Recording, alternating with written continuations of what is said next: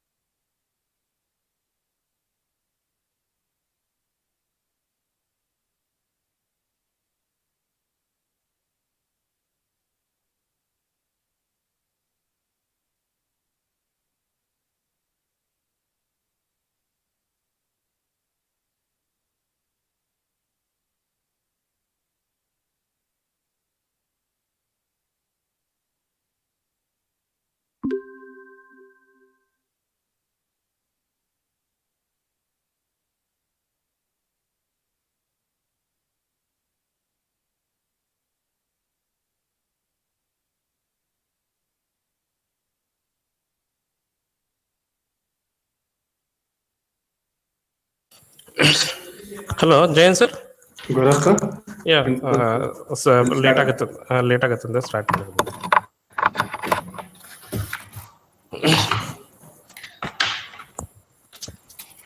Okay. Good morning to one and all. Welcome to the Day-2 webinar on National Education Policy 2020. So before starting the session, Happy Teachers Day to all the teachers who are attending this webinar. So briefing out the day one session. In the forenoon session, Dr. Meenakshi Sundaram sir briefed out about overview on curriculum and pedagogy, regulations and accreditations. In the afternoon session, our IQAC director, Dr. Raviraj P briefed out about optimal learning environments for innovation and research opportunities. Now, in day two, now I welcome Dr. Gurraj KS, Associate Professor, Department of CSE GSSSIETW Mysuru, to deliver a talk on professional education and leadership of higher education. Now, I request Dr. Gurraj KS to take over the session. Thank you, Dr. Jayat. Good morning to all the participants and happy Teachers Day to all the teaching fraternity participating in this two-day webinar. Today we will be starting with the day two session, uh, which will be on National Education Policy 2020 initiatives with respect to the professional education and leadership for higher education. Yesterday's session, we had discussed about two things, two sessions. One is with respect to the basics or the overview of the initiatives. And afternoon session, we learned about the optimal learning environment, how the NEP contributes for optimal learning environment, and then the research aspects by Dr. Raviraj P. So this session will be learning about, we'll be discussing, or I'll be deliberating about the NEP's initiatives with respect to professional education and leadership for higher education. So as engineering fraternity, we all belong to the professional education system, and which is a part of the higher education. And in this particular session, I'll be talking about the NEP 2020 initiatives with respect to what actually they concentrate with respect to professional education. And in professional education, what are the initiatives taken from the perspective of undergraduate education, postgraduate education research, and faculty training, how what initiatives are taken from the perspective of faculties to be ready for the future challenges that we come across. And when I say professional education, there are many aspects involved in professional education, and I'll be touching upon the technical education, what aspects are involved in technical education. And the leadership plays a vital role for higher education institutions. What are the initiatives taken by NEP 2020 with respect to the effective leadership aspects? And then regulations are very, very important aspects for governing of higher education institutions.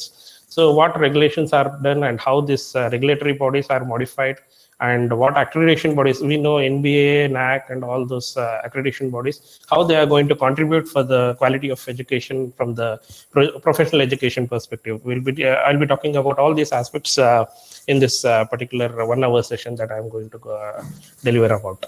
So moving on to the NEP 2020 with respect to the professional education, as in yesterday's session by Dr. Meenakshi Sundaram sir, he gave an overview of the objective of this professional education, NEP 2020 perspective. So the objective of NEP 2020 with respect to professional education is that to build an holistic approach for preparing the professionals who are competitive enough to face the challenges of 21st century skills. They should be from the human, social human context, ethical aspects. Then we need to produce high quality professionals who can deliver based on the challenges that we come across in future days. So whenever we talk of professional education is all about seeing that we learn something and we should be in a position, our students who go out of this campus should be able to deliver to the betterment of the society.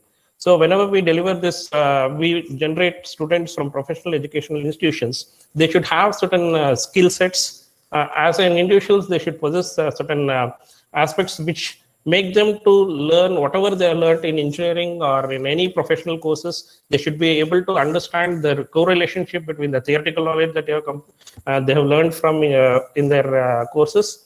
Those theoretical knowledges should lead them to certain competencies, and those competencies should make them to able to connect with the regular society and what they can do for the betterment of the society. So as a part of it, the professional education will try to see that every professional who will be graduating from the professional education institutes, they should be able to correlate between the theoretical knowledge and the specific competencies they should possess. They should be able to connect with the theory and the practices. So whatever they learn as theory, they should be able to connect as a practice. So in engineering, the practical aspects are totally different. What we learn in labs, they are totally different from the societal aspects. So they learn the basics over here. They should be able to incorporate those basics that they learn in the professional engineering colleges or in management courses, or they should be able to put them into practice when they go for the society and try to solve the problems. They should be able to understand how their profession impacts the society, and what is that if they go do they don't do properly and they don't practice or they don't implement this theoretical knowledge and the aspect that they learned in engineering profession or the management profession, if they don't put them into proper way into the society, how is it that it is going to be impacted? What are the aspects that may go against them if they don't put them into proper way? So they should be able to understand those professional aspects when they go for the society after completion of their graduation, and they should be able to make decisions. They should be able to have a critical thinking whenever they come across any challenging problems. They should be able to solve the problems, and they should be having a good communication to deliberate what actually they are able to understand with respect to the problem and how they are able to try to solve those problems from the engineering perspective. And the first important thing is that they should have an ethical aspects so that they contribute as a responsible citizen of the country by following all ethical aspects as far as the professional aspect, engineering or management or any of the courses that they are going ahead. So as a professional education institutes, the overall goal or objective of a professional education institute is that we have to make the student, or we have to generate students able to prepare themselves for the challenging aspects that they come across, and they put these theoretical aspects into practice so that they contribute to the overall development of the society. That is the main aim that NEP 2020 focuses and expects the educational institution or the professional or higher education institutions to see to it that the students coming out from these professional educational institutes have these particular aspects so that they can contribute for the overall development of the society and the country. So coming to what actually the professional education is all about. So when we say we as an engineering institute or a management institute, we focus that professional education is only about engineering and management. But professional education in India has various aspects like agricultural universities, law universities, healthcare universities, and technical education. We as engineering engineering institutes or management institute, we focus on technical education, which is the large number of professional education institutions available in India are with respect to technical education, whether it may be engineering or it may be diploma or it may be a management institute. So all those contribute for the general higher education. So all these technical educations are part agriculture, law, healthcare, or all those are part of professional. So when I say professional educational institutes, it is that we are trying to generate the students coming out of from this educational institute where they can contribute in either of the way. If they are healthcare professionals, they'll be helping for the healthier living of the society. If they are technical education institutes, we try to develop the students who can contribute technically, who can develop certain apps, or they can contribute in a technical way for the development of the society. So we have various universities in India. There's a practice that earlier when we were studying engineering, the practice was that one university used to contribute for all. If I say Mysuru University was contributing for technical education, it was contributing for the health education, it was contributing for the agricultural education, legal education. Everything was embedded into one particular university. But later on, as days passed by, the universities have become different. Healthcare education university is totally different. Technical education university is different. Agriculture university is different. We have isolation of all these professional educational universities separated together based on their respective discipline, and this separation has made complicated to see that we are not contributing toward the interdisciplinary, and we are not contributing for the interdisciplinary aspects over there. But the requirement or the need of the hour is that there should be always an interdisciplinary content, and we need to work together. Different professional educational institutions need to work together. That's one of the main aim of NEP 2020, where it expects that all these professional educational aspects have to be working in unity, so that we provide certain solutions to the society. So professional education must, and we have this practice like architects. They learn something, they have architecture, they practice architecture. The doctors, they do their degree and then they try to practice, right? Suppose these healthcare universities, like professional educational universities and the professional practices like the law. Law, when they study, the university is different. But the practicing people who are practicing for law, they have to be registered for Bar Association.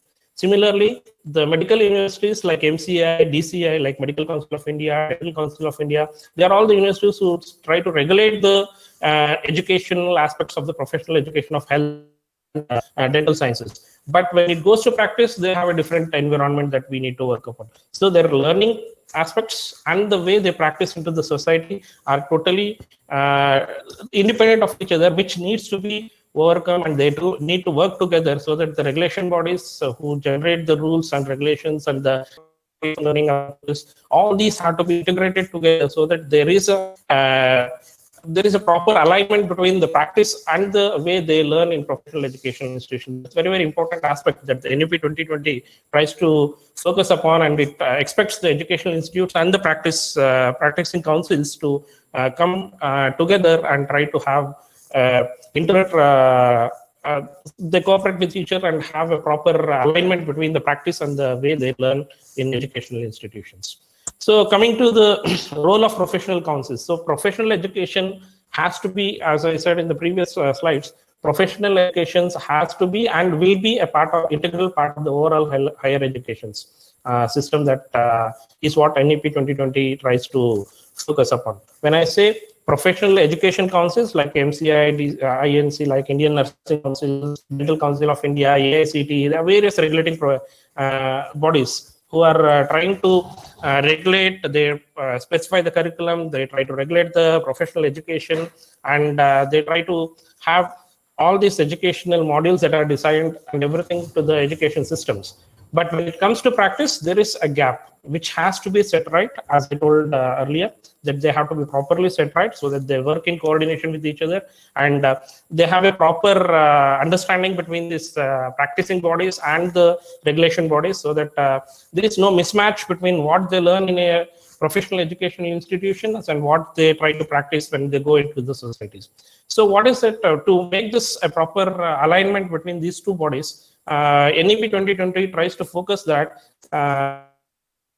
must restrict themselves to be the role of PSSBs, that is professional standard setting bodies. So what they try to do is, when it comes to education, they have to set the regulations, they have to set what is to be learned, what is the pedagogy, right? What actually has to be learned, so that they can be utilizing it into the society when they go out of the educational institutions. That is to be set by the professional councils like MCI, DCI, or AICTE and everything. But how to teach, what curriculum has to be designed, and what examination patterns has to be done, how the evaluation mechanism has to be done, all these aspects of teaching, learning, pedagogies, or the curriculum settings and everything should be left to the norms of the educational institutes. If they're autonomous bodies, if they're part of affiliated institutes, it can be set by the universities, and so on. So the MCI or AICTE, all those responsibilities of controlling and coding, how to teach and everything has to be limited, and they can set only what is to be learned, what has to be taught, and what these practicing bodies tries to expect from the educational institutions. They need to coordinate and set the standards. Once they set the standards, how to practice them, how to make the students aware that they will be able to achieve those aspects when they complete their graduation and everything. What is the pedagogy? Everything has to be left. It has to be taken care by the universities or the educational institutions based on their experiences, based on how the environment, the local environment aspects are. If I expect that every engineering college needs to go for industrial internships. So it may be very good aspect when it comes to the cities like Bangalore, Mysuru, or any other. When it goes to engineering colleges which are at rural locations, it becomes a different environment. They can go for internships in a different way. Instead of going for industrial internships, they can go for local internships. They can design their own problem statements within the local environments and then try to implement something based on their practice, and then the internship can be incorporated instead of setting the rules that internship has to be done in a industry. So that has to be done by the institutions and the universities based on the local availabilities, local constraints that have, and everything has to be set instead of the governing council what is setting what is to be done. The remaining responsibilities of governance, regulation, accreditation, and assessment of the quality, and all these has to be taken care by the these assessment bodies like Rashtriya Shiksha Ayogs, then National Higher Education Regulatory Authorities, NAC, Higher Education Governing Councils. So all these can have. So what is that we are trying to do in NEP 2020 is that the roles of everyone is defined properly. Instead of combining everything and putting everything onto AICT or putting every aspect into MCI or DCI, what is that NEP tries to do is the roles are specifically designed and they are given the specific roles. They have to contribute for those roles and try to see that the graduates coming out of these professional education systems should be able to put themselves into the society and try to practice and contribute for the development of the society. That is what NEP 2020 as a professional aspects and the role of professional councils are defined for by NEP 2020.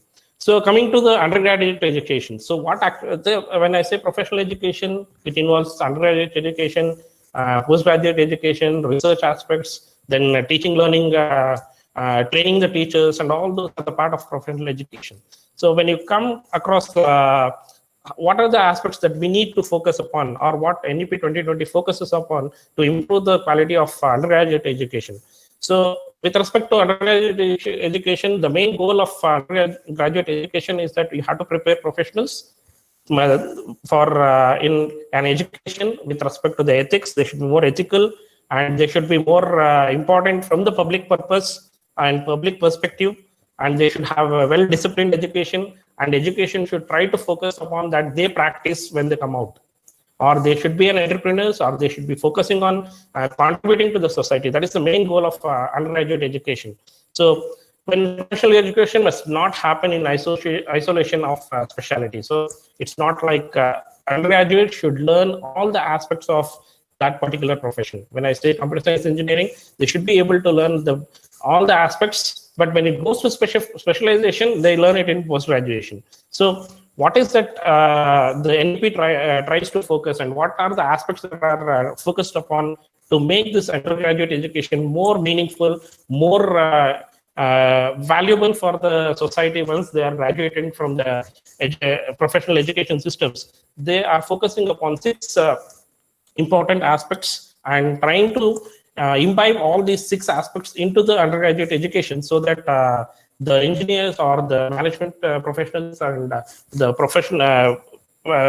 students coming out of professional education are more worthier to be part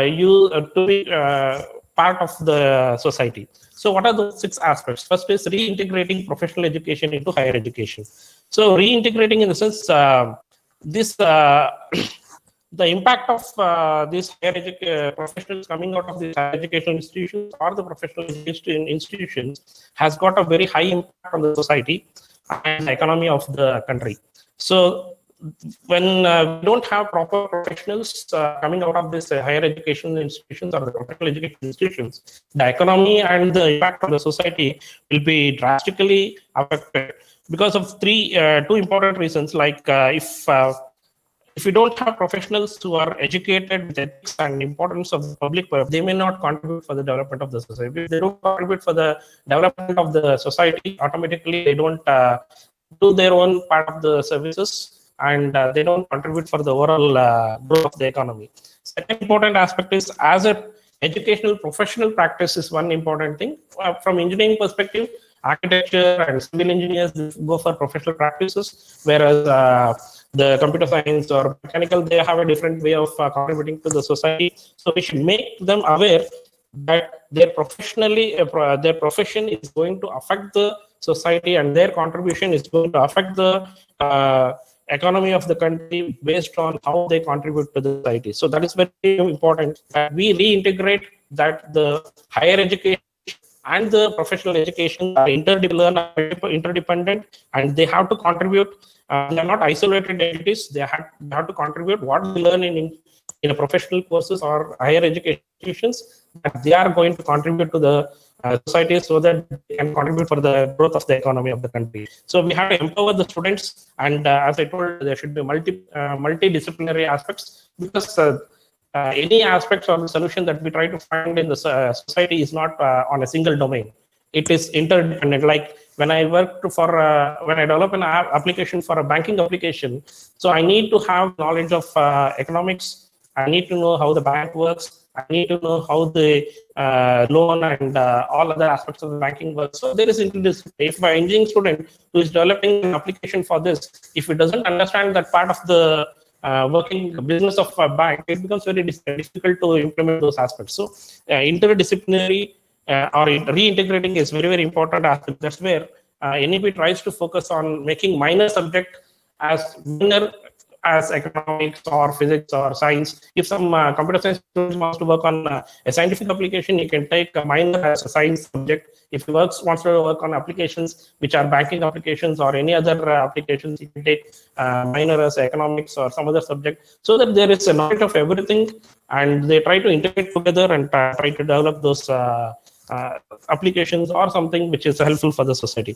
Second thing is integrated education with professional disciplines. As I told, agriculture universities, and as earlier I told that in earlier education system, one university was trying to provide all the graduations, like agricultural graduations, medical degrees in medical sciences, degrees in dental sciences, degrees in engineering. So if you together, there is a likelihood that we belong to one university. All these professionals belong to one university, and when they know the problems of each of these disciplines, they can integrate themselves together and have on these multidisciplinary aspects, and they can work on those approaches and try to develop the solutions and have a startups, or they can have skills for those particular, right? All those aspects can be taken, and this gap between disciplines will be minimized, and so that whatever we try to imbibe into the students of the imbibe into the professional students, they can be utilizing it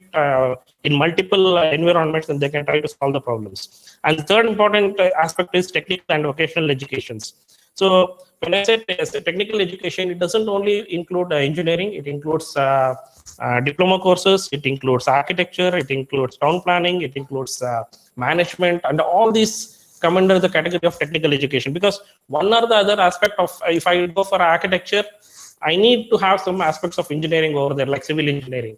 When I learn civil engineering, they need to know something about chemical engineering. So all these are very important aspects. So whenever I try to teach a technical education student, I need to have a vocational courses on this and the trainings with respect to their the interdisciplinary aspects. And it is expected that nearly 80 million jobs worldwide are expected, where they need the professionals with the interdisciplinary or multidisciplinary knowledges by the end of 2030. That is what is the expectation or the prediction done by NEP team. And that is where the NEP 2020 is trying to focus and asking the educational institutions to try to focus on multidisciplinary, so that these 80 million jobs worldwide can be acquired by these professionals coming out of the professional education institutes. And that is where India's well-being and the overall development depends on these 80 million professionals. And we as a country with a huge population, we can contribute to the society with all these multidisciplinary. If we don't have this multidisciplinary objects, and we may generate graduates, but they may not be fitting into those requirements, and it becomes very tough for them to survive in the society. And as we see, nearly 20% of our graduates. So that has to be increased. Employability has to be increased only by having this multidisciplinary environments. And the fourth option is provision of vocational education in all institutions offering professional education. As I told earlier, I discussed, we need to have more and more vocational educations in all the educational institutions, like engineering focusing on vocational education on agricultural sciences focusing on vocational education on some water supply, or it may be chemical aspects, architecture institutions focusing on civil engineering aspects. So like this, we need to have provision for that. And that to make this more worthy, NEP 2020 is trying to focus on providing this provision for vocational education right from the senior secondary school stage itself. So we choose our profession after the PU second year. But now the provision of selecting what profession they want to do, what learning they want to do, what are the aspects that are very important aspects from the perspective of professional education, and what are the problems that we have. Such type of vocational educations are trying to be implemented in the secondary education, secondary schools itself, so that they have some knowledge of what to expect from professional educations. When they go, what is that I need to learn? What is that? Because we focus on having major and minor.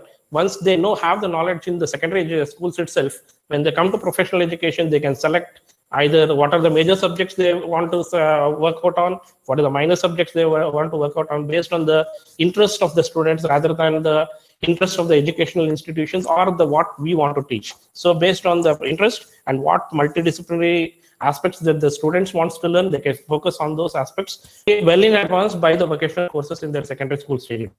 And the second, the important aspect of undergraduate education that is taken care by NEP 2020 is multidisciplinary education with multiple entry and exit points. As in yesterday's presentation of Meenakshi Sundaram sir, he told multiple entry and multiple exits. Like first year, once they complete, they have a certificate course. When second year, once they complete, they'll get a diploma course. Once they complete in third year, they complete a bachelor's course. And if they complete a fourth year with problem solving skills and projects and all those, they'll get a bachelor's degree with research. So here the student has an option to know what he wants to do. If he wants only to know certification, what problem solving and everything, he can leave. So they have multiple entries and multiple exits. Whenever they want, they can have either a certificate course for 1 year, and after 2 or 3 years, then he feels like I want to continue. Then he has a certificate course, he can join the second year and then continue with the diploma course. So likewise, he has multiple entries. So based on his requirements and based on his interests and the timely requirements, there'll be no like dropouts. Like after completing a first year, he has dropped out, he has not completed. That concept is being dropped out in NEP 2020. Everyone who completes at least 1 year of the course, they'll be able to get one certificate, either certificate or bachelor's of engineering or diploma bachelor's with research. That is one aspect which has been taken care by NEP 2020, so that everyone has one or the other aspect and they are able to survive in the society with certain requirements that they learn from the professional educational institutions. So coming to the capacity build planning for professionals, so what the main important aspect that we see in a current scenario is that there are certain professionals who are and huge number of professionals. Like if you take engineers, as there is saying, if you go to Bangalore and throw stone at someone, he will be an engineer. That is what the saying is all about. But there are a huge number of engineers available, and the demand also automatically increases. When it goes to the medical professionals, you have to search for the doctors. There is a huge scarcity of the doctors, huge scarcity of radiologists, agricultural sciences. So they are under capacity. Whereas graduates with dentists and engineering, they are over capacity. We have more professionals. So this imbalance has to be set right properly. And that's something that NEP tries to focus upon, and they give option for the right from the, as I told, from higher education, secondary education itself. They're made to be aware what is important, what is that they have a demand for, and everything. So resources must be properly channelized. Better planning has to be done. So what this NEP 2020 tries to focus is try to collect all the data from different environments. This NHREA will be doing that job.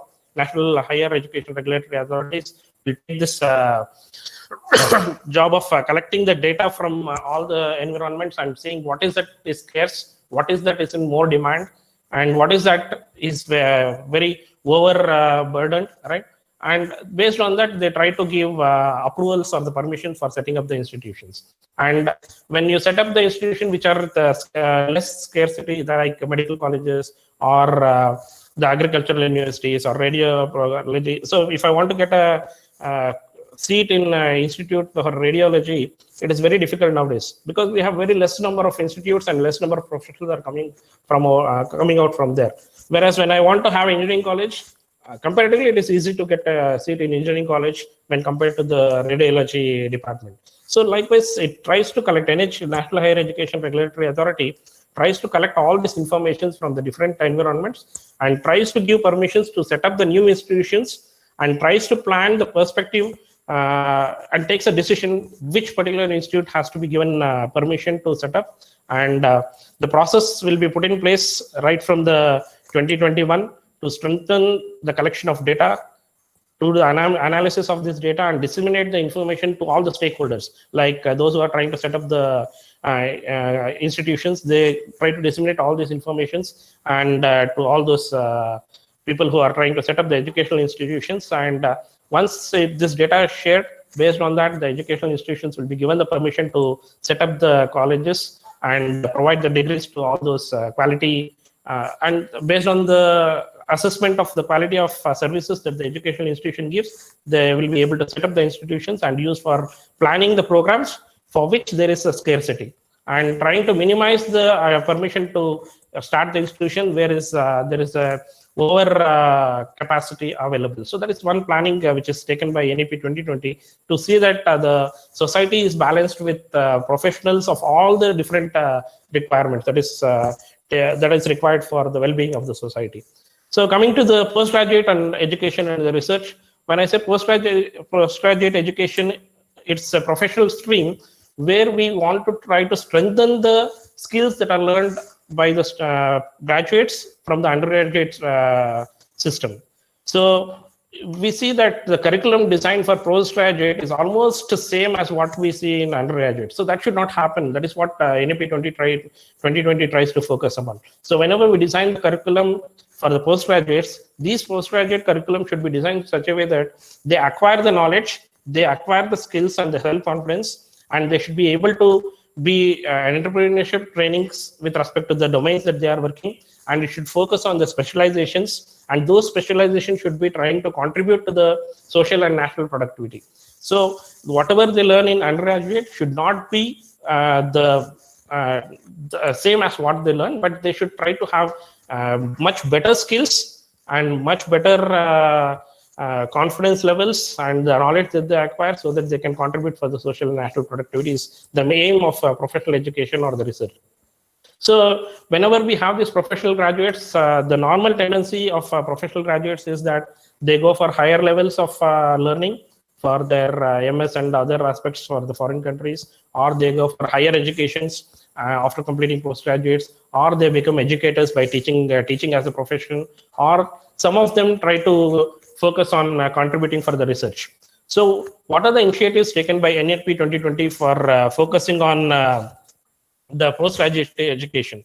So the postgraduate education is being tried to revamp, so to integrate the education with professional disciplines. So what is that we try to do is the pedagogical teaching approach for undergraduate education and the postgraduate education, and the way the curriculum is designed for this postgraduate education and the undergraduate education are being assessed and try to make modification according to the requirement the postgraduate education and the undergraduate education. So in postgraduate education, they are trying to have a collaboration with the industries and seeing what professional practices are followed out in the industries, and more amount of industry institute interactions are being focused in postgraduate education, so that they can have an interdisciplinary over there, so that they can go to the first after 1 year of normally it is done in current education system also 1 year of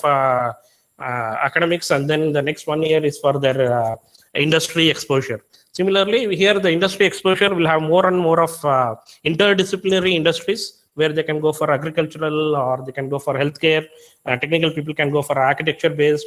So they have, that is how the curriculum and the way pedagogy of learning is being trying to be modified in NEP 2020 so that they become more skillful, they learn more, they become more confident enough to contribute for the society. So when perspective of research in all professional disciplines are eligible for funding by NRF, National Research Funding, and all these funding agencies that are available like Indian Council for Medical Research, Indian Council for Agricultural Research, DRDO, and we have BGST. There are various funding organizations. Now they try to focus on funding for the projects or the research projects which are more of interdisciplinary and more of societal requirements instead of and based on what output or what is that you contribute for the society, the funding for the research will be provided, and research will be focused towards a new knowledge generation and trying to generate the outcomes which will be very helpful for professional education. I do research something, I have an output from the research which will not contribute for the society or which will not contribute for the development of any professional education, doesn't have any value in further NEP. As per NEP 2020, research will not have more performance. But we have to focus on, if we need funding from a research or funding agencies, we need to focus on the research which are more contributing to the society or as well as the contribution for the professional education. By setting up, as yesterday's session Ravira sir told, they are going to set up for the National Research Foundation, and more focus will be given, and more focus is given for research in that particular part of aspects. So coming to the faculty training, so there is one important aspect in professional education systems, that faculties who come into professional education for colleges or the universities, the teachers, those who come, don't have a proper training for teaching and learning process. So they do MTech, they do PhD and everything, but the scope and the methodologies or the pedagogies, how to get specialized for teaching certain subjects, how to get trained for teaching certain courses. So all those trainings have to be being focused in NEP 2020. And individual understanding of teachers and how teachers are to be evolved, and how you need to incorporate yourself for the changing requirements, and new courses are being available, how to continuous teacher training has to be done, and collaborative and experiential learning methods and awareness programmings of professional ethics are to be brought into the system, are being tried to brought into the teaching education or teacher education systems, so that the teacher training also becomes very good, and the teachers coming into the professional education will be well trained and they'll be well equipped for teaching the graduates from the professional educational institutions, so that the outcome of the professional education, the teacher will be much better. To have this, from this perspective, NEP 2020 have certain initiatives for enhancing the capability of faculties. So what is that the NEP 2020 is trying to focus upon is that it is trying to set up departments of education for preparing faculty for professional education. As I said, in every university, there are the colleges based on autonomous or affiliated colleges. They are trying to set up teacher education environments where they try to strengthen the teacher education for professional education streams. Like if you are affiliated faculty from affiliated institute, affiliated to an university, the faculty has to go to that particular university, get trained for teaching of certain courses, then get certification for that, and then you'll be eligible for that. And you become an expert for that particular course of teaching. Even though you have a master's degree in a particular course, you need to get trained for teaching those courses, and then you'll be eligible for teaching, so that you will for subject specialization. For certain subjects, you need to have specialization like signals processing. Everyone cannot, I don't know, from electronics point of view, there are chances that not everyone will be able to teach signal processing. Not everyone will be able to teach certain subjects which are specific, and you need to be well versed with those subjects. and the more you practice, you will be able to teach. So if for those courses and the pedagogy of teaching and everything, the teacher training education system set up in the universities will be giving training and mitigating the shortage of faculty across discipline. So for certain professions, you have huge number of faculties you get, and there you get more teachers, and there is no shortage of faculties. For certain disciplines, there are less number of faculties. So if I take dental colleges, you get more number of faculties because they practice as well as they teach. But when you come to medical, that's another profession where you get more teachers. When you come to architecture, there is more practice than coming to the teaching profession. So in such situations, there is NEP 2020 is trying to focus upon minimizing this shortage of faculties by having the university set up for teaching for those courses. Anyone who has done architecture course, if they want to come into teaching, they are setting up a teaching education course for those disciplines, and teachers for those architecture colleges come from those teacher training centers so that they can be well versed to teach the students in those disciplines. Then the other one is professional development of faculties. So every teacher has to undergo professional development programs. They have to go for 5-day programs, 7-day programs. They have to enhance their skills now and then. They have to undergo SWAYAM courses, MOOC courses, so that they try to enhance their skills, which are being upgraded every now and then. Everything that we learn today will not be required at the next moment or in next 1 or 2 years. So there may be another requirement. So the teachers have to upgrade themselves by attending various MOOC courses, and they have to understand what is the requirement of the current scenarios, and the evaluation of the teachers have to be done based on how they are trying to upgrade. All this emphasis is given in NEP 2020 to evaluate the teachers, how they are trying to upgrade themselves based on the requirements of the current scenarios. That is, but every faculty has to undergo the faculty trainings, 5 days or 7 days, and they have to write the books. They have to understand the translations of literatures from different languages written in Japanese to understand then what they have done. We have to try to incorporate them. Last week we had that higher education centers. So there we focused on those aspects. We need to have a repository of all the skills, and we need to focus on those aspects to improve ourselves. Then the fourth aspect for enhancing the faculties for professional education is we need to have a professional councils for teachers. So all these professional councils for faculties of each discipline is required. So who take the responsibility of ensuring that every faculty member receives refresher course at regular intervals. So this faculty professional council for teachers, there will be a particular team of retired professors or the senior professors who will try to assess the teachers whether they are upgrading themselves based on the upgradation, whether they are suitable for the current scenario of teaching, learning in professional education. So based on that, if you're not fitting into that, they have to recommend for refresher courses, professional educational trainings, and MOOC courses or SWAYAM courses, which are required for the current scenario, and try to upgrade yourself. And this professional council of teachers have to assess them on timely basis and evaluate them for assessing whether they fit into the system for teaching professional education. So this is one thing taken by NEP 2020 to see that the quality of the teachers in professional educational institution does not degrade on a timely basis. So coming to the technical education, when I say technical education, it's not, as I told, just engineering degree. It is diploma, architecture, management, town planning, all these come under the technical education. So as I told, these sectors are very critical to the overall development and the development of the economy of the country. So the overall influence of technology, if you see, the technology is available in every aspect of our day-to-day life.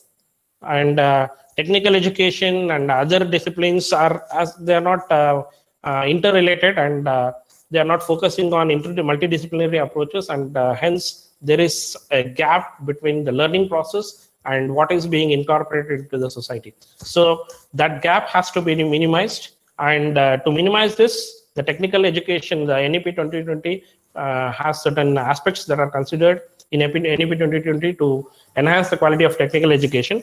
So the first and foremost is that curriculum to strengthen undergraduate degrees. So curriculum is being renewed every 4 years now. So the curriculum that is renewed every 4 years has to focus on the opportunities to engage in the engage deeply with the field and the inclusive with other disciplines. Instead of just focusing on computer science alone, it should focus on designing the curriculums which are interdisciplinary, which tries to have the knowledge of other disciplines, so that now computer science students, what is the other disciplines that they need to focus upon? Electrical students, what is the other engineering disciplines that they should focus upon? So when this 4 years revision of the curriculum is done, the strengthening of the curriculum is done by involving all these interdisciplinary courses for each of the disciplines, and what is expected in the current scenario, those will be included. What is expected in the future based on the provision of the vision, what may happen in next, what is maybe the requirement for the future. Based on that, the curriculum will be designed with a responsive change for socio-economic development and the environmental concepts. The curriculum will be redefined now and then based on the requirements of the current scenarios, as well as the perspective of the future. The other thing is strategic thrust on new and emerging disciplines in professional educations. So India is leading in all current edge, recent edge technologies, cutting edge technologies, and we are gaining more prominence when you see from the global perspective. We see Bangalore as a hub of software, and Pune as a hub of chemical industries and mechanical industries. So India has a hub of recent technologies. But without any improvements, without any future perspective, if we go on with the current scenarios and learning what is without thinking of the future perspective, it becomes very tough for us to survive as a hub of India as a hub of technology. To have strategic aspects to develop technical education such that we focus on futuristic requirements like biotechnology, nanotechnology, neuroscience, genomic studies, and there are various aspects which still are to be explored from the perspective of India. Because we have explored, we have been a hub of software industries, we have been a hub of mechanical aspects, civil engineers, we have many, right? Construction engineers, we have, but from the perspective of future requirements, we need to focus on having strategies to have emerging disciplines for professional education, such that this Indian National Academy of Engineering will take care of this responsibility of identifying the future thrust and try to enhance the educational institutions, so that what is the future requirements and what is that we need to focus as a professional educational institutions. This Indian National Academy for Engineering will take care and provide timely inputs for the professional educational institutions, so that we can we can make aware of our students in the curriculums. Next is encouraging industry interactions. So more industry interactions are required in our curriculum, and we need to have more MOUs. We need to have academic collaborations with industries. We need to have academic faculty with research and industry experiences, and not just having a teacher who is good at teaching and academics and everything. We need to have industrial experiences. We need to have adjunct faculties from the industries, adjunct faculties from the research centers, adjunct faculties from the different environments, so that we have all the set of peoples in our teaching community who can give their expertise for the students, so that they can be future ready. When they go out of the system, they can provide the internship opportunities for the learners, and by having industry institute interactions and research persons in the teaching community can provide research orientation to the students. Industry people from in the teaching community can provide industry perspective to that. So all set of teaching people should be involved in teaching community, so that it becomes easy for the students. We can make students to motivate, so that they can become industry ready when they come out of when they graduate from the institutions. So that is and that also becomes a part of CSR, corporate social responsibility for the industries, so that they contribute to the society. It is also the responsibility of the industries, so that they contribute to the society by involving in educational institutions, and they also contribute for the development of proper graduates who are coming out from the institutions. And the fourth aspect is improving equity and inclusiveness in technical educations. So we have unrepresented groups. Now, as I told, in Bangalore, Mysuru, or some big cities, we can have better industry institute interactions. But when it goes to rural places, it becomes very difficult for us to have industry institute interactions. So those set of institutes which come under the rural environments where they are not able to interact with the industries are referred as URGs, unrepresented groups. They are not able to represent themselves into the society because of their local restrictions that they have.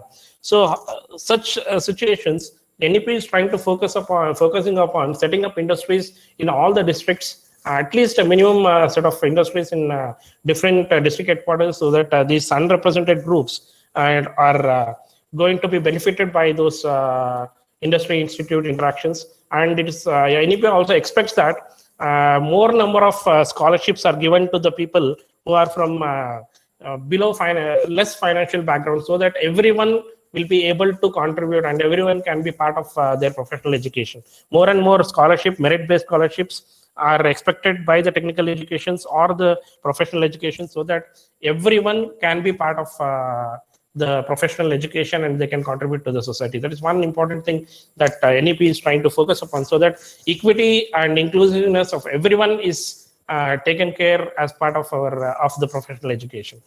So coming to these are all aspects with respect to the NEP's 2020's contribution for undergraduate education, postgraduate education, and teacher training, technical education.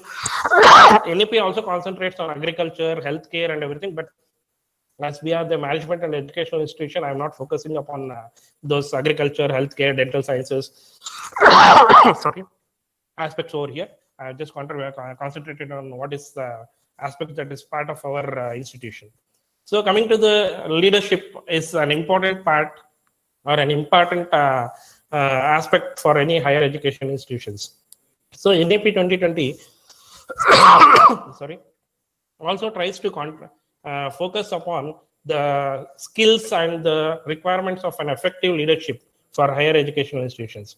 So the object of NEP 2020 with respect to this is that you should have an independent, self-governed higher educational institutions with capable and ethical leaderships. So it's not true in all the circumstances, but we see in many of the cases that rigorous, impartial, competency-based processes are not in place for selection of leadership positions, and the competencies are not for those roles are not being considered while taking into consideration for the leadership roles. It's not true in all the institutions, but when NEP has observed that it is the case in most of the scenarios. So to focus on this, all leadership positions, NEP tries to focus on this aspect of leadership for higher education institutions. So all leadership positions, not only the head of the institutions or the head of the departments or head of any particular aspect, they should be offered to the person who is more suitable for that particular role. And sensibilities and capacities of the leadership and management must be the criteria for choosing and appointing leadership. So how they are able to deal with people, how they are able to understand the skills of the people, how they are able to extract the work from the people. With all these sensible issues and the capacities of the leadership role, taking into consideration all these, the leaders must be able to demonstrate and align with the vision of the institute and have these attributes, so that they can be strong with respect to social commitment, belief in the teamwork, ability to work with diverse people and have a positive outlook. They should be able to extract the work. They should be able to lead the team. With taking all these attributes, the leadership of an institution or any leadership role that has to be selected has to be taken care as per the NEP 2020 policy. So leadership roles, not only for the head of the institution, all the leadership roles have to be taken into consideration while deciding the leadership for this leadership roles. So what are the initiatives taken by the NEP 2020 for effective leadership?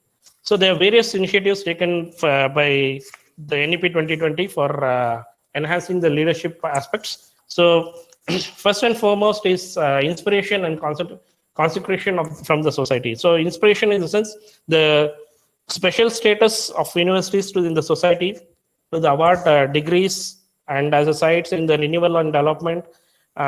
So based on the performance of the leadership roles, based on the performance of the institutes and the leaders, and how they inspire the teams, how they inspire to take the work and their roles, how they are able to perform as a team, and what is the output that they generate from a teamwork. Based on all those aspects, the universities and the educational institutes are instructed or advised to give the merits and the assessments for the leadership roles by the people of highest eminence. It has to be done by the people of highest eminence, like if they take central universities or the HEIs, like the President of India will take care of the leadership roles and try to assess the role of the vice chancellors, all those people who are appointed by the university, like registrar evaluation, registrar academics, how they are able to take up the work, and their assessment is done by the President of India or the governor of the particular state.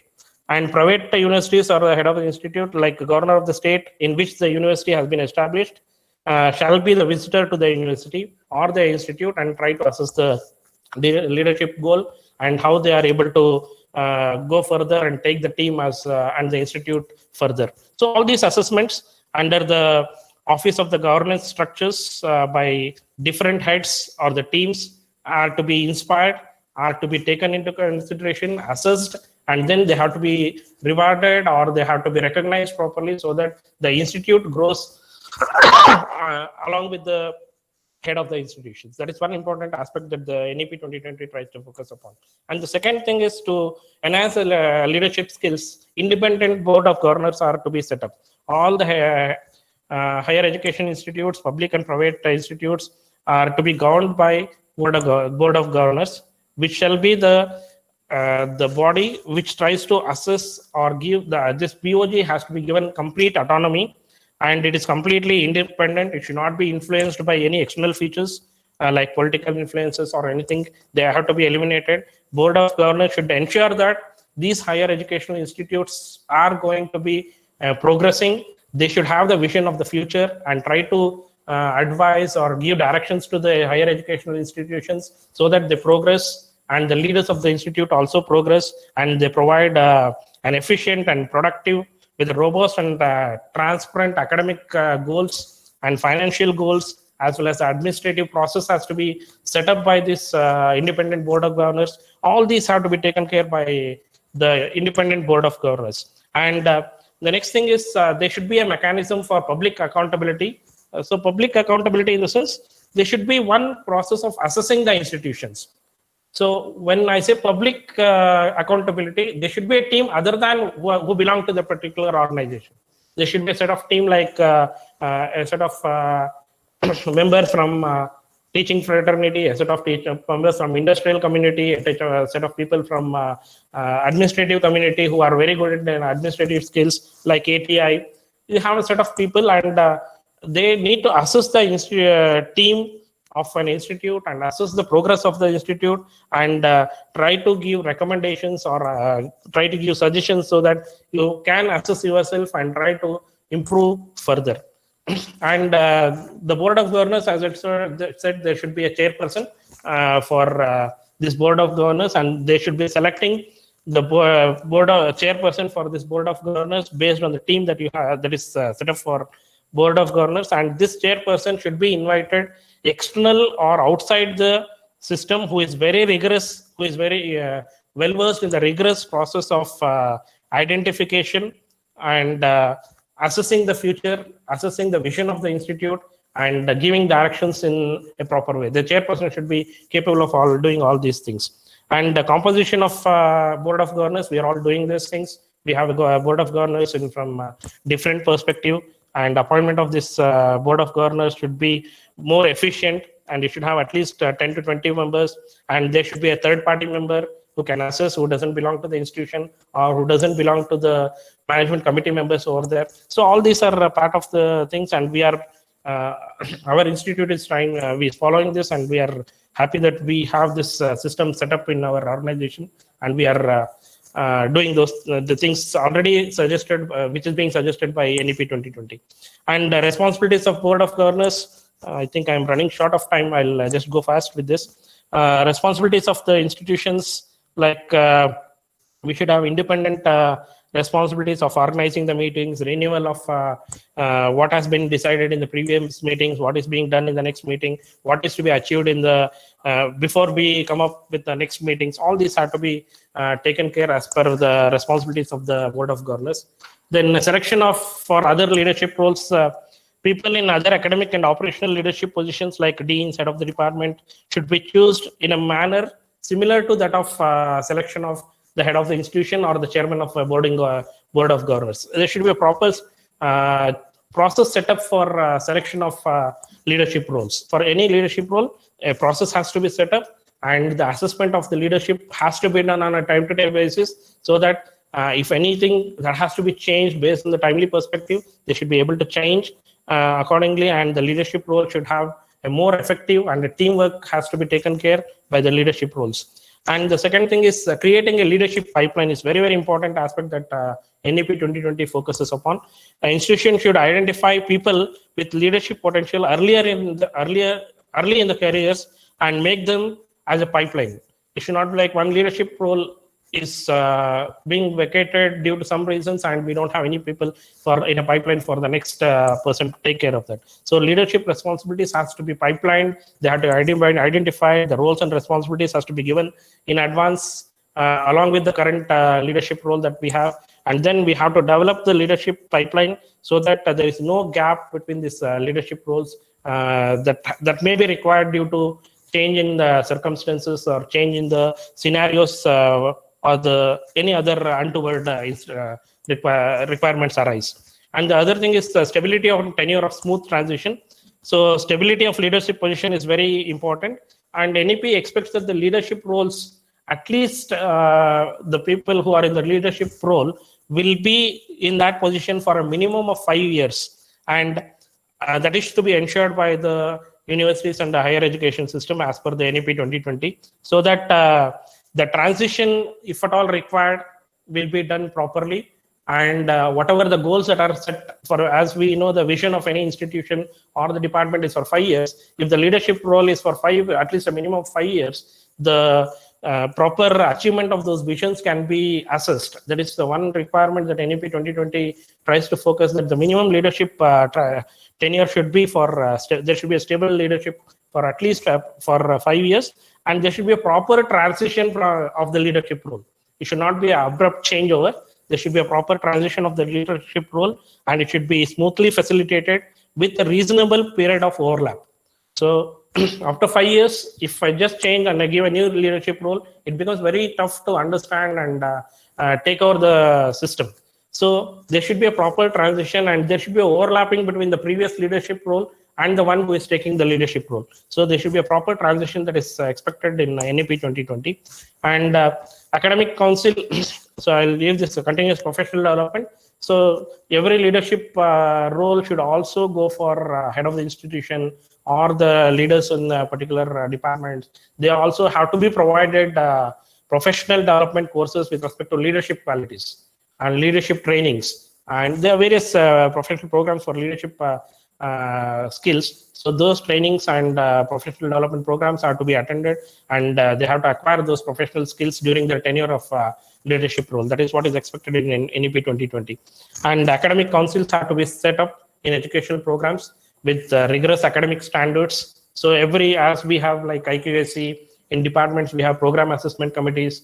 Like this, we have to have academic council for every leadership role, and every member of that administrative council should be properly assessed. They should assess the system. They should be assessing the environment. They should be assessing the progress of the environment. Right? All these have to be taken care by this leadership role.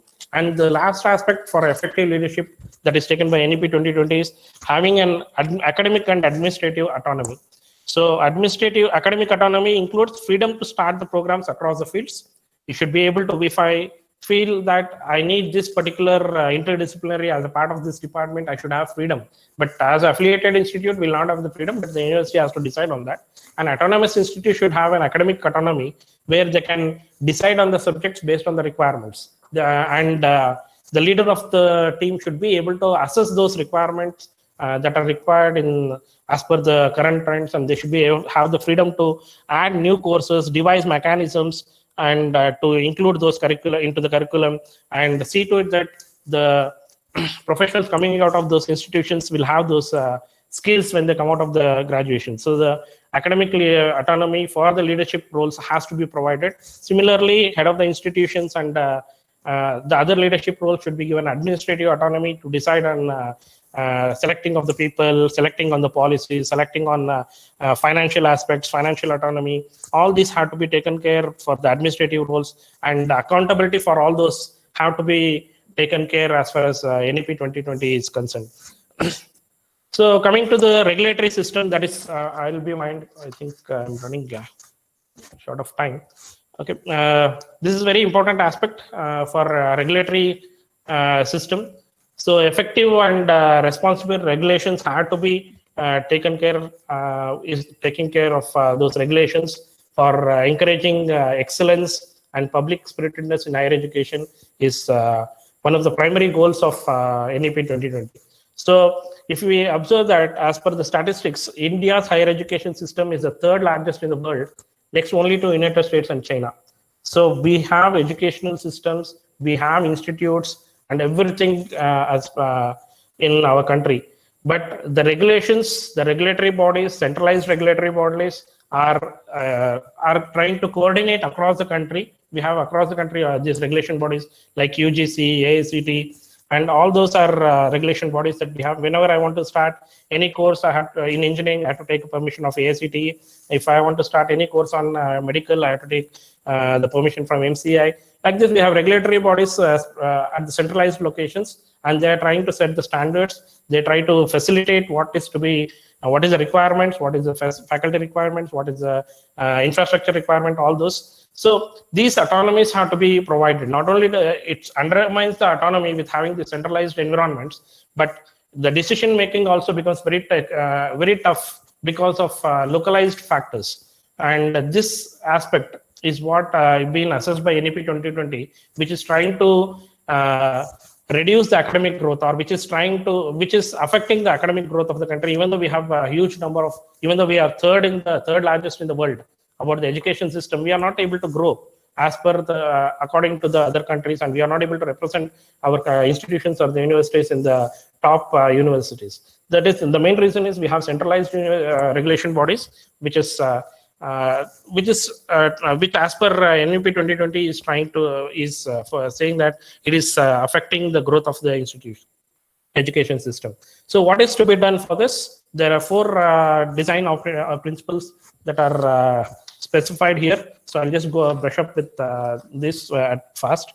So first thing is separation of functions. So UGC, all these regulation bodies have to be separated. They have to be given their own responsibilities. As I told, MCI, DCI, all those have to just set up the regulations and everything. Autonomy should be given to the universities and institutions for designing of curriculum, pedagogy, and all those things. So that the separation of the functions will make it more feasible for the educational institutions and the universities and designing curriculum according to their local requirements and everything. And then they can work on those aspects and try to focus on that. Second thing is character of regulations, right? Regulations that are designed should be responsive and minimalistic. We have n number of regulations, and if we see the regulations of AICTE, I don't know how many of us read the complete regulations of AICTE, which is a huge book. We see the regulations, what is pertaining to us, and then we don't understand the other regulations. So the regulations that we have should have a very minimalistic, and it should be more responsive. It should give more meaning. It should be more financially stable, and it should be giving a more of a meaningful governance, and it should focus on important things which has to be taken from the educational perspectives. And infrastructure and everything is fine. They have a number of regulations for infrastructure and everything. But are they only the regulations that we need to maintain? What is it important? So the regulations that are designed by this regulating agency should focus on very important and responsive and minimalistic regulations, so that we can focus on those and try to improvise on those aspects. Then design of regulation is very important. So whenever the regulations are designed, the outcomes of these regulations and what is the input that we get and what is the intellectual and moral leaderships and how it affects the public and private sectors, and If it is a single regulator, how does it affect? If there are multiple regulators, how does it affect? All these are taken care in NEP 2020 to have a proper regulations. Then standard settings. So a set of bodies will be set up by NEP 2020, who will be monitoring all the standards, will be giving the standards for every professional educational institution or the higher educational institutions, and the institutions are expected to satisfy those learning perspectives. These regulations are from the perspective of learning and the practice. The educational regulations will be set, and accountability of the institution is also very important. Every institution that sets up this has to follow these regulations, and they have to be accountable with respect to these regulations. Are set up by RSA, Rashtriya Shikshana Ayog, and they will be held responsible for setting up the regulations and the responsibilities to be delivered to the institutions. And we have to every institution has to be accountable for those regulations. So then the important part of it, whenever we want the institution's quality, accreditation will be a part of regulation. It will be the basis for regulations. So an accreditation ecosystem will be established with a revamped National Accreditation Council. So whatever we have a NAC as an accreditation council, regulatory system that we have, which is a part of UGC at present, NEP 2020 is trying to focus that NAC will be an autonomous body and will be given the complete responsibility of overseeing the accreditation of all the higher education institutions with respect to all the disciplines. It may be medical, it may be dental, or anything. Now we have NBA for technical educations and all those. So we need to focus that NAC will be the centralized role. In its new role, NAC will function as a top-level accreditor and will issue licenses to as many accreditation institutes. There'll be all the accreditation institutes will be part of NAC, and they'll be called as accreditation institutes, and has to cope up and has to work in alignment with the accreditation or the norms of NAC. And every higher education institution has to be assessed every 5 to 7 years. Just as we have NAC for 5 years, 5 to 7 years will be the assessment process. And NAC will try to train all the agencies and tries to resolve all the issues if there are between the AIs and HEIs. And an institutional framework, accreditation framework will be set up by Rashtriya Shikshana Ayog in consultation with the NAC and all the relevant stakeholders like NAC, HEIs, accreditation institutions, policy setting boards, and all this. They together work and sets the accreditation, institutional accreditation framework, and it will be monitored by NAC. In the accreditation process, just another 2-3 slides. I'll try to wind up at the yes. So accreditation status, now all education, higher education institutions needs to go for accreditation mandatorily. For the next 10 years, there will be graded accreditation. As we see for our institute, we have A grade accreditation with 3.13 points.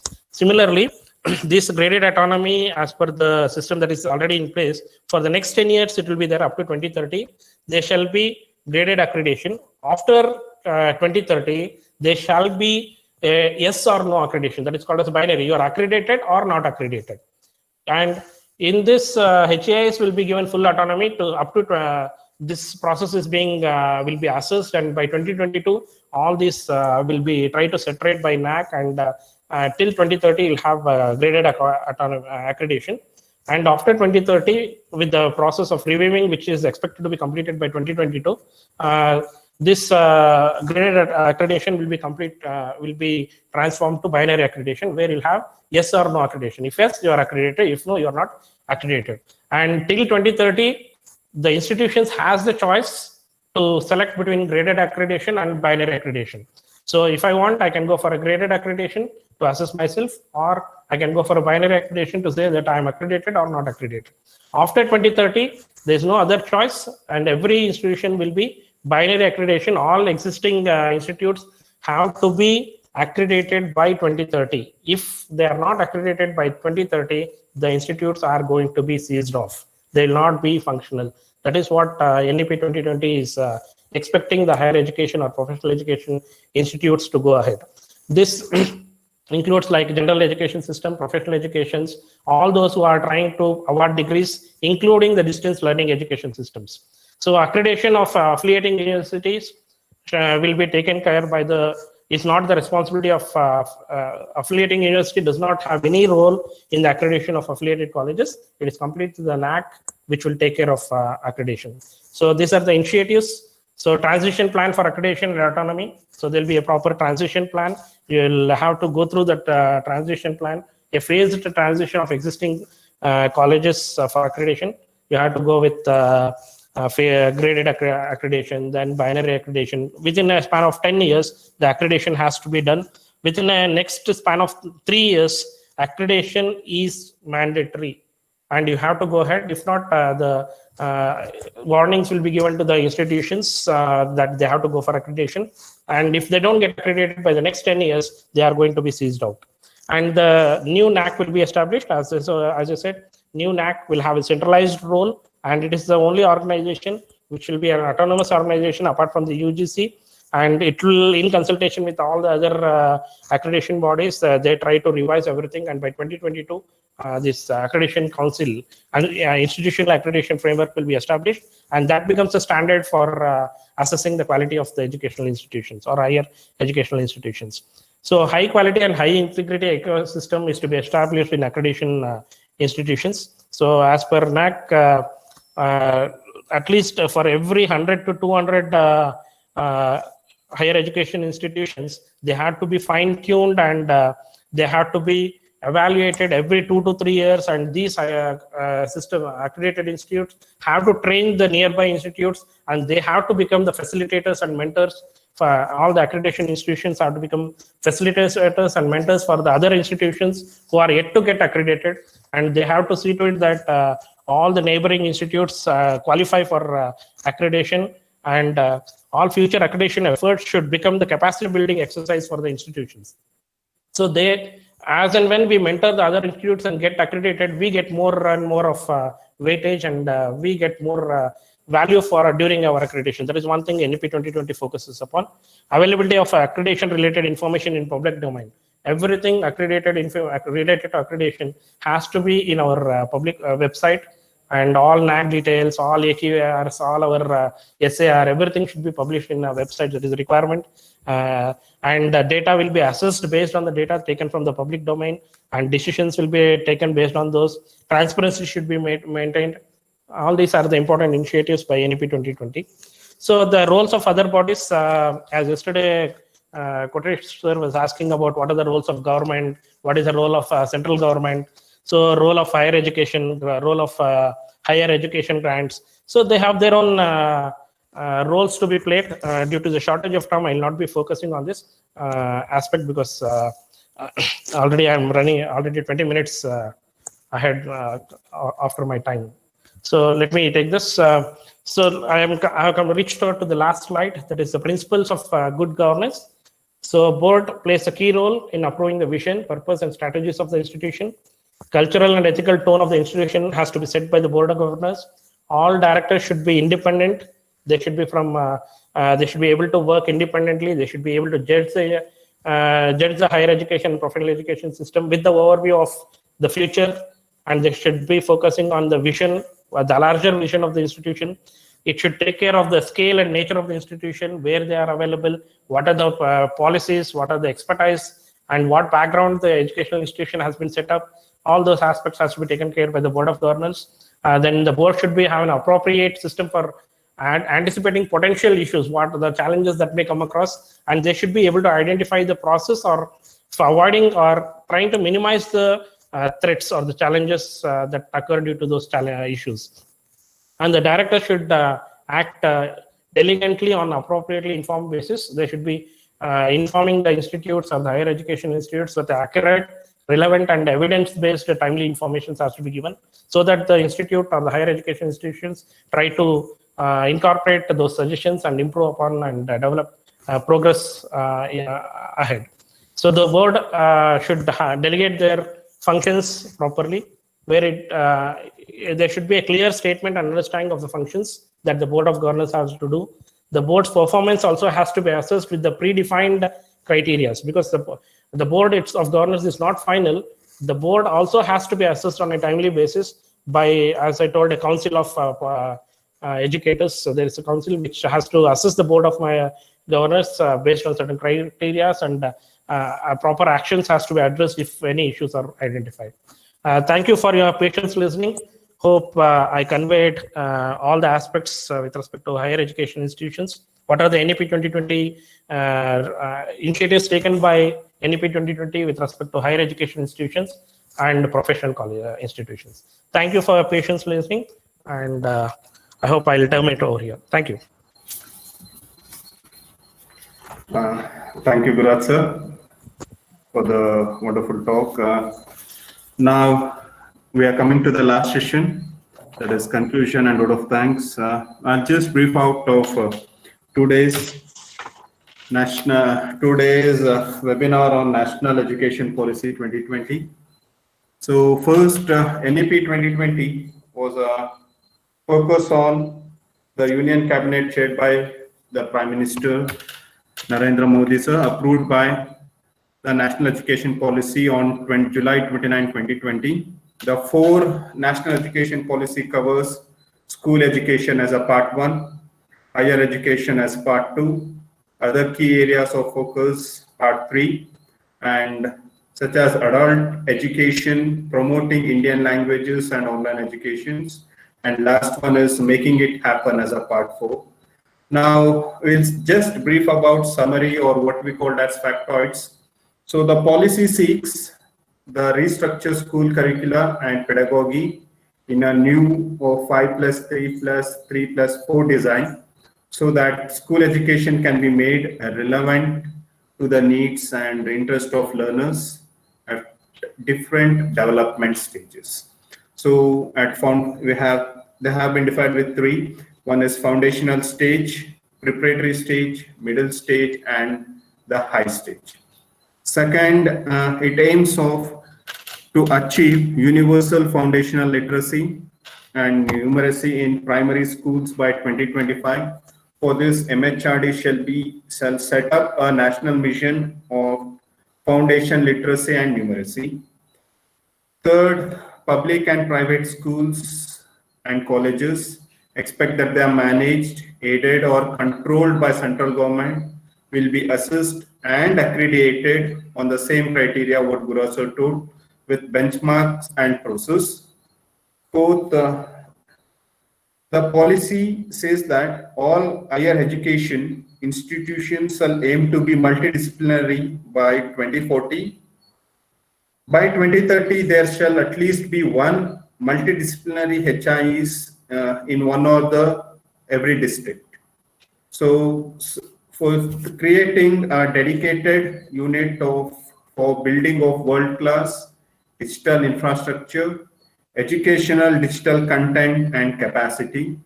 And also it calls for carefully designed and appropriate scaled pilot studies to determine how to benefit online or digital education, which can be reaped while addressing or mitigating the downsides. In the meantime, the existing digital platforms and ongoing ICTs based education initiatives can be optimized and expanded to meet the current and future challenges in providing quality education for all. Next, HIEs shall have the flexibility to offer master programs of 2 years for those who have completed 3-year undergraduate programs, of 1 year for students who have completed 4-year undergraduate programs, or 5 years integrated bachelor and master's program. So the policy says that high-performing Indian universities shall be encouraged to set up campuses in other countries. Similarly, selected universities, such as those for among top 100 universities in the world, shall be encouraged to operate in India. Last, the National Research Foundation shall be established to facilitate merit-based but equitable peer-reviewed research funding. So all of these national policies have been done because that centers and states shall work together to increase the public investment in education to 6% of the gross domestic products from the current 4.43%. So by this, I conclude the remarks of today's session and yesterday's session of your day 2 webinar on National Education Policy 2020. Now we are at the ending stage of vote of thanks. So I, Dr. Jan J, Associate Professor, Department of ECE, feel privileged to render the vote of thanks. First, we thank our Honorary Secretary Ma'am, Sri Vanjabi Pandit Ma'am, Sri R.K. Bharat Sir, Managing Committee Member and CEO, GSSSR, Principal Sir, Dr. Shivkumar M, and Srimati Vanjabi Pandit Ma'am, Administrative Officer, who have motivated and provided continuous support to organize 2 days webinar on National Education Policy 2020. We thank you all. We thank our speaker, Dr. Meenakshi Sundaram, sir, Professor and Head, Department of CSE GSSSIETW, IQSC Director, Dr. Raviraj P, and Dr. Gurraj KS, Associate Professor, Department of CSE, for providing the valuable information about NEP 2020. We thank all the heads of the department, faculty members of GSSSIETW, and internal and external stakeholders for gracing this occasion and providing the support to this webinar. We thank you all. Thank you one and all. Thank you, Honorable. By now, we are ending this session. Thank you.